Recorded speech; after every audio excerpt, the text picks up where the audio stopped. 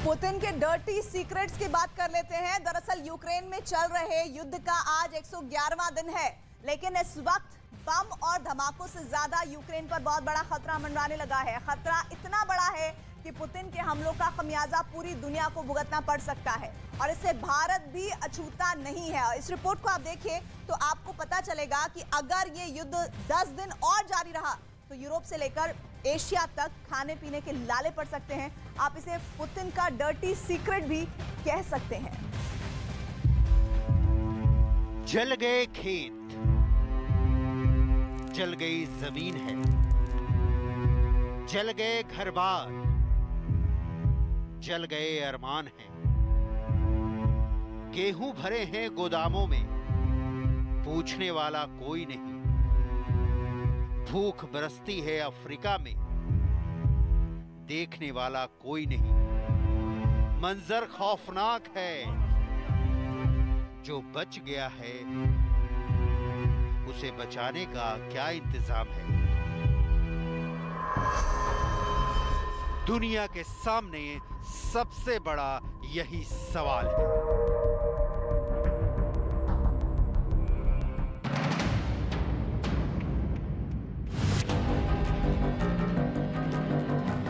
दुनिया की थाली में 100 में से 9 रोटियां यूक्रेन के इन्हीं खेतों से आती है। दुनिया जमीन के इस टुकड़े को रोटी का कटोरा कहती है, लेकिन युद्ध ने इस कटोरे पर कटार चला दिया है।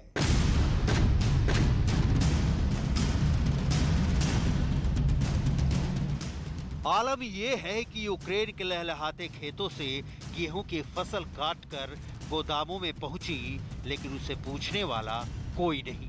जो फसल खड़ी रह गई वो रूस के गोलों से खेत में जलकर खाक हो गई। और आगे का दृश्य है कि मौसम बीता जा रहा है, युद्ध ना फसल बोने दे रहा ना सींचने। कहने का गरज ये कि दुनिया भुखमरी के मुहाने पर पहुंच गई है। यूक्रेन पर रूसी हमले का असर सिर्फ आम यूक्रेनी जनता पर नहीं, बल्कि अब पूरे विश्व की जनता के पेट पर पड़ने लगा है। ऐसे में सवाल है कि रूस यूक्रेन युद्ध की वजह से दुनिया खाद्य संकट का सामना कैसे कर रही है। यूएन और विश्व व्यापार संगठन ने रूस यूक्रेन युद्ध के कारण पैदा हुए खाद्य संकट पर क्या कहा है। और सबसे बड़ा सवाल ये कि आखिर यूक्रेन रूस पर अनाज चुराने का आरोप क्यों लगा रहा है। इन सवालों का जवाब यूक्रेन के खेतों में छुपा है, जिसमें बारूद, बम और गोले बरस रहे हैं। पूरी दुनिया अवाक है। रूस यूक्रेन युद्ध ने दुनिया को भुखमरी के जिस चौराहे पर खड़ा करने का नक्शा खींचा है वो इतना भयावह है कि अभी से विश्व व्यापार संगठन चेतावनी दे रहा है कि अगर कदम नहीं उठाए गए तो यूक्रेन युद्ध से शुरू हुआ खाद्य संकट सालों तक बना रह सकता है। संयुक्त राष्ट्र रिपोर्ट में चेतावनी दी जा रही कि 2023 में खाद्य संकट को रोकने के लिए समय कम है।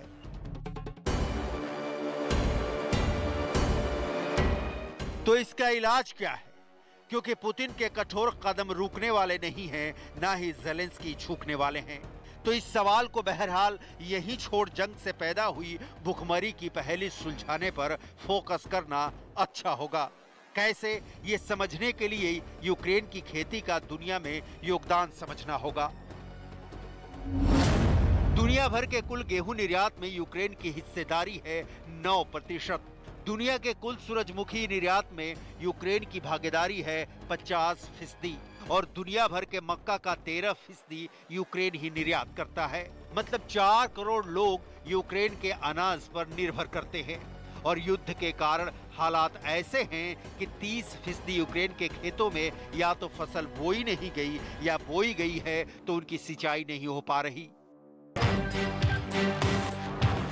जबकि सबसे बड़ी सच्चाई है कि गेहूं और मक्का दोनों ही दुनिया की एक बड़ी आबादी के लिए स्टेपल फूड या प्रमुख भोजन हैं। यूक्रेन के गोदामों में गेहूं भरा पड़ा है, लेकिन निर्यात नहीं हो पा रहा। किसान दुखी है, जंग ने उसे तबाह कर दिया है।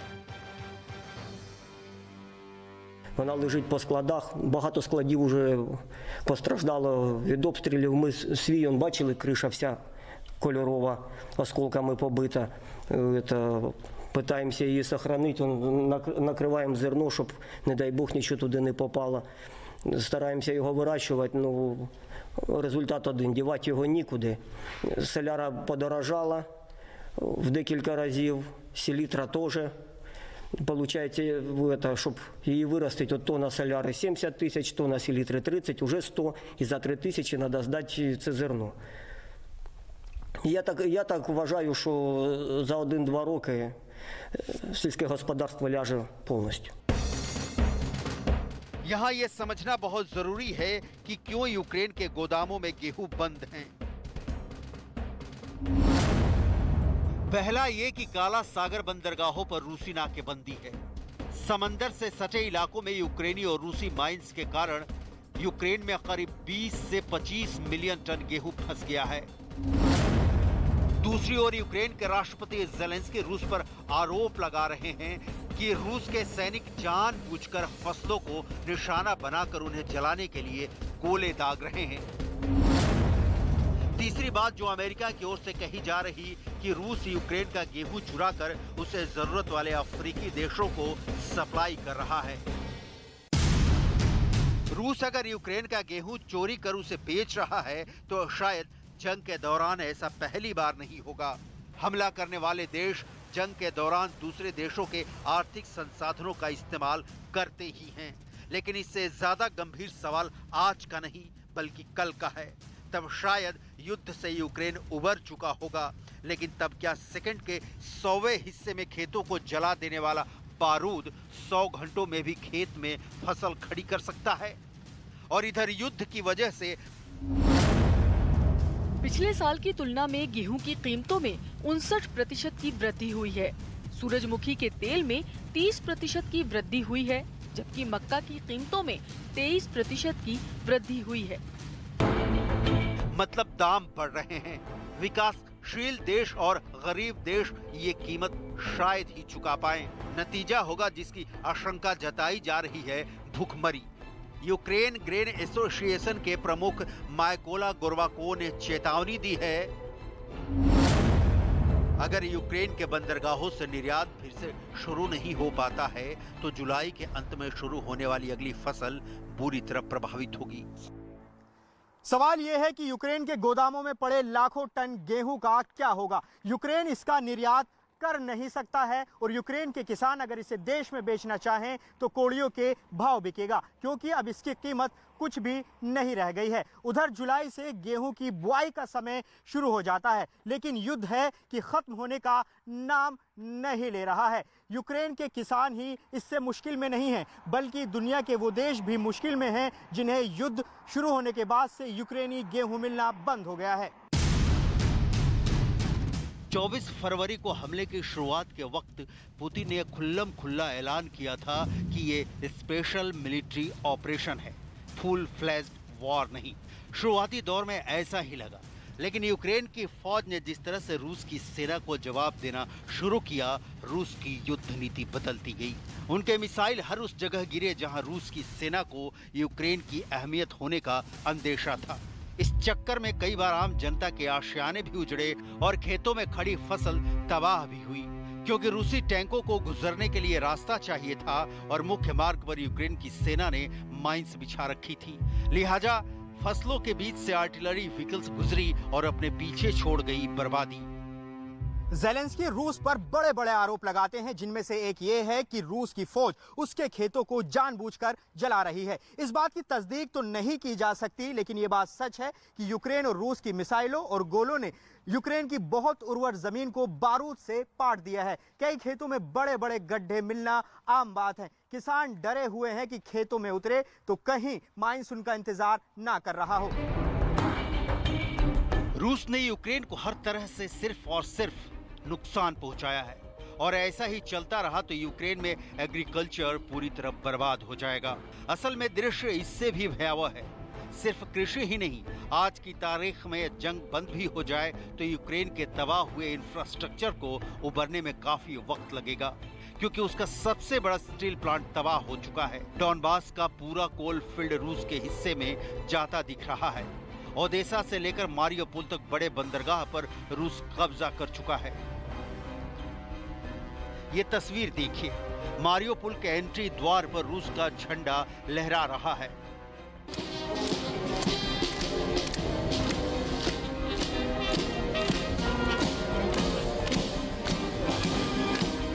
क्राइमिया के मुख्य शहर सेवेस्तोपोल में रूस की धुन बज रही है। मौका है रूस डे का, जो कि हर साल 12 जून को मनाया जाता है। क्राइमिया पर भी ठीक आज की तरह रूस ने 2014 में अपना आधिपत्य स्थापित कर लिया था।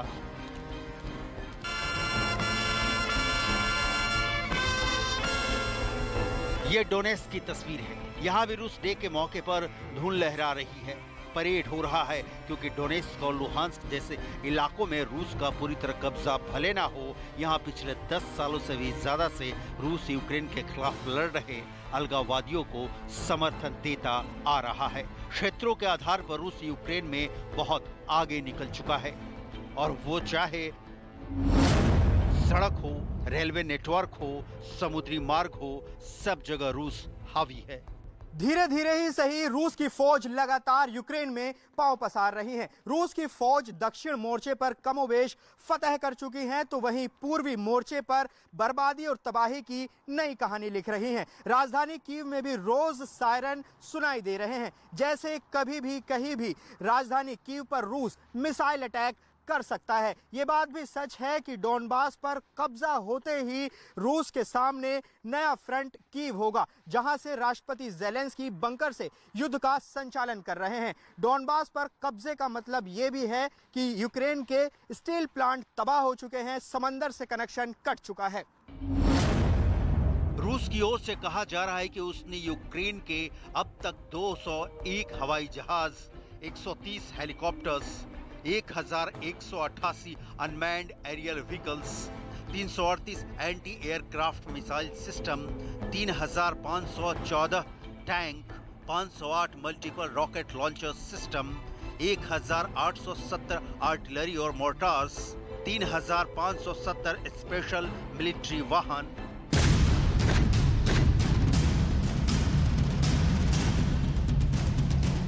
अब तक तबाह कर दिए हैं। जरा सोचिए, यूक्रेन के पास अब कितना बचा होगा और कब तक बचेगा। घिर चुके यूक्रेन के पास विकल्प भी शायद ही बचा है। लिहाजा दुनिया की हर नजर पुतिन पर है कि युद्ध लड़ें, लेकिन यूक्रेन की आम जनता को नुकसान से बचाकर, गोदामों में भरे गेहूं को बचाकर, क्योंकि जंग इंसानियत के नाम पर बर्बादी के लिए नहीं, नई रचना के लिए लड़ी जा रही है, जैसा पुतिन खुद कहते हैं।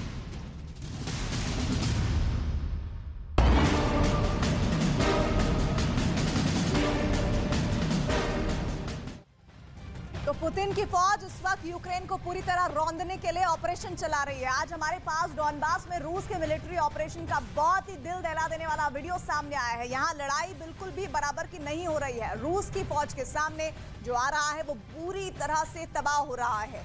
आपको इस मिलिट्री ऑपरेशन का वीडियो जरूर देखना चाहिए, क्योंकि यूक्रेन की असली जंग की तस्वीरें बहुत भयानक हैं।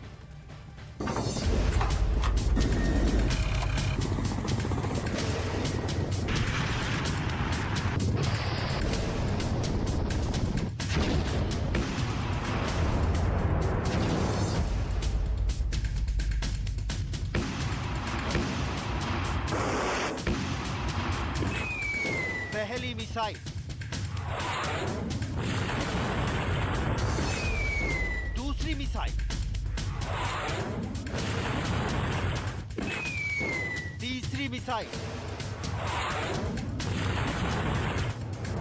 ये रूसी युद्ध पोत से निकली हुई 3 मिसाइलें, जिनके हमले ने यूक्रेन ही नहीं अमेरिका और यूरोप के देशों को भी मुश्किल में डाल दिया है।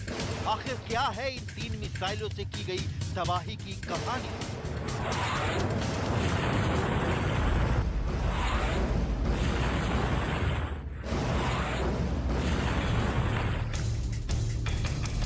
आखिर क्यों पुतिन और ज़ेलेंस्की के बीच वीडियो वाला प्रोपेगेंडा वॉर भी चल रहा है? एक तरफ है ज़ेलेंस्की, जिन्होंने पुतिन को शर्मिंदा करने के लिए एक खास तरह की नुमाइश लगाई है, और दूसरी तरफ हैं पुतिन, जिन्होंने ज़ेलेंस्की के पुराने क्राइमिया वाले घाव को फिर ताज़ा कर दिया है।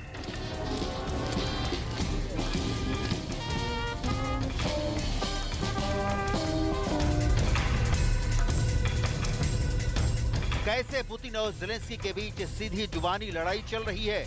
एक तरफ पुतिन रूस की ताकत पर सीधा बयान देते हैं और दूसरी तरफ ज़ेलेंस्की फौरन रूस के राष्ट्रपति पर करारा प्रहार करने में भी नहीं चूकते हैं। यानी वार पलटवार में ज्यादा देर नहीं लग रही है। Звичайно, російська держава в такому стані, що в экономическом развитии, в создании мощных, непобедимых армий и флотов. ключова тактична мета окупантів не змінилась. В этом году мы отмечаем 350-летие со дня его рождения. और सबसे बड़ा सवाल यूक्रेन के पूर्वी हिस्से में मौजूद सेवेरोडोनेत्स्क में आखिर कैसा खतरनाक युद्ध चल रहा है, जिसकी पूरी दुनिया में चर्चा हो रही है।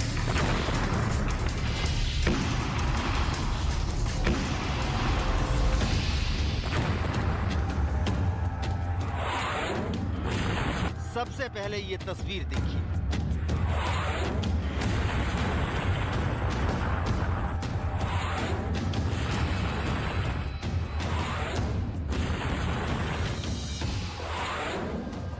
ये रूस की खतरनाक कैलिब्र मिसाइल है, जिसने यूक्रेन के अंदर मौजूद हथियारों के पूरे गोदाम को तबाह कर दिया है।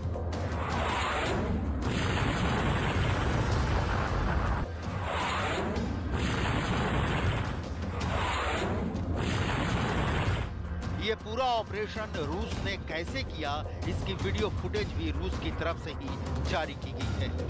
ये है रूस का लड़ाकू विमान कैमोव 52।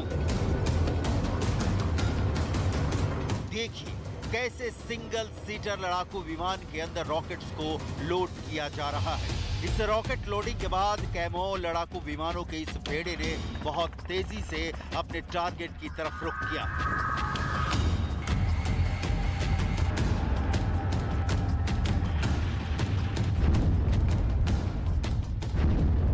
के बाद क्या हुआ, ये तस्वीरें देखिए। रूसी पायलटों ने गोदाम को टारगेट पर लिया और कैसे धमाके के साथ टारगेट को ध्वस्त कर दिया गया। एक के बाद एक कई रॉकेट हमलों से यूक्रेन की कमर तोड़ दी गई। जिन रॉकेट्स को लोड किया गया था वो कहर बनकर यूक्रेन पर टूटने लगे।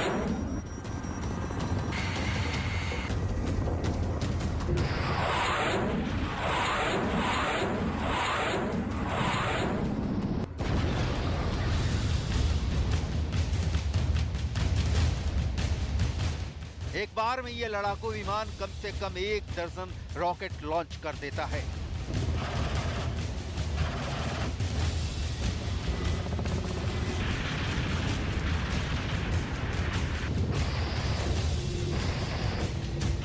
अस्सी mm के इन खतरनाक रॉकेट्स ने यूक्रेन को बहुत बड़े घाव दिए हैं।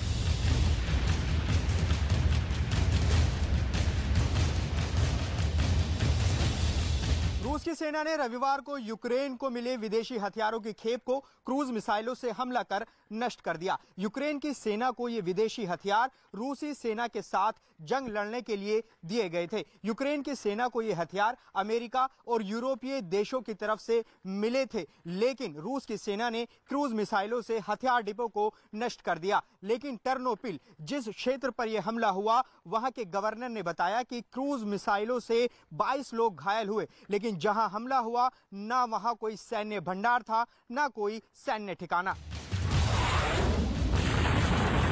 रूस ने काला सागर से कैलिब्र मिसाइलों को दाग कर यूक्रेन को जो घाव दिए हैं, उसका दर्द ज़ेलेंस्की भी महसूस कर रहे हैं। Сьогодні вже 109-й день повномасштабної війни, але далеко не 109-й день, коли ми говоримо партнерам дуже просту річ. Україні потрібні системи сучасної протиракетної оборони. Постачання таких систем було можливим і цьогоріч, і минулого року, і ще раніше, якщо чесно. Чи отримали ми їх? Ні. Чи потрібні вони нам? Так. Набралося вже 2606 ствердних відповідей на це запитання у вигляді різних російських крилатих ракет, які ударили по українським містам. रूस ने आखिर क्रूज मिसाइल से यह हमला क्यों किया? पूर्वी यूक्रेन में सेवेरोडोनेत्स्क नाम का एक शहर है और इस पर कब्जा करने के लिए यूक्रेन और रूस के बीच बहुत भयंकर जंग चल रही है।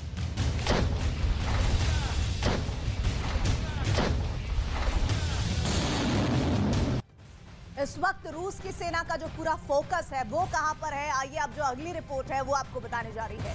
वो डॉनबास को किसी भी कीमत पर अपने कब्जे में करना चाहती है। इसके लिए रूस की सेना हर मिनट लुहांस्क में बम बरसा रही है, हर घंटे वहां मिसाइलें दागी जा रही है।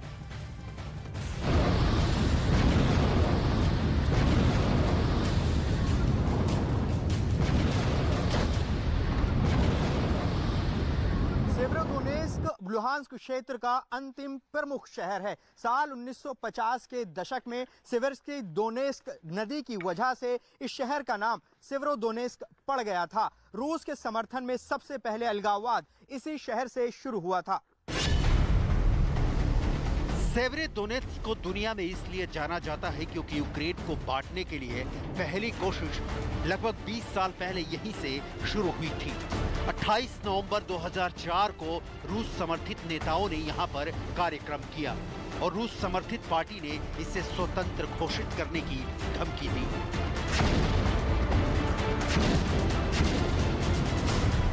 जब क्राइमिया को लेकर 2014 में रूस और यूक्रेन का युद्ध चल रहा था तो सेवेरोडोनेत्स्क में भी विद्रोह हो गया था।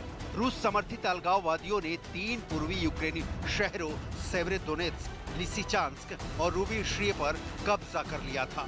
खुद यूक्रेन के प्रेसिडेंट ज़ेलेंस्की ये भी मानते हैं कि सेवेरोडोनेत्स्क के लिए भीषण लड़ाई अब तक की सबसे कठिन लड़ाई है और यही लड़ाई डॉनबास रीजन के भाग्य का निर्धारण करेगी। Не змінилась. Вони тиснуть у Сєвєродонецьку, там продовжуються дуже жорстокі бої, буквально за кожен метр. А також тиснуть в напрямку на Лисичанськ, Бахмут, Слов'янськ тощо. Російська армія пробує завести на Донбас резервні сили, але які в них можуть бути резерви зараз? Схоже, спробують кинути в бій слабо підготовлених строковиків і тих, кого зібрали за рахунок прихованої мобілізації. Російські генерали розглядають своїх людей просто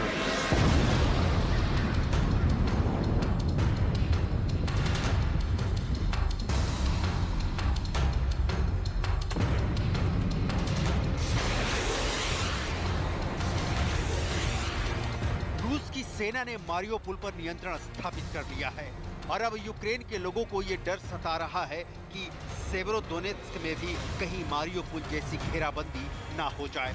दरअसल रूसी हमले से पहले इस शहर की आबादी 1 लाख से ज्यादा थी, लेकिन हमला शुरू होने के बाद अब भी इस शहर में 10,000 लोग मौजूद हैं जिनको रूस घेर सकता है।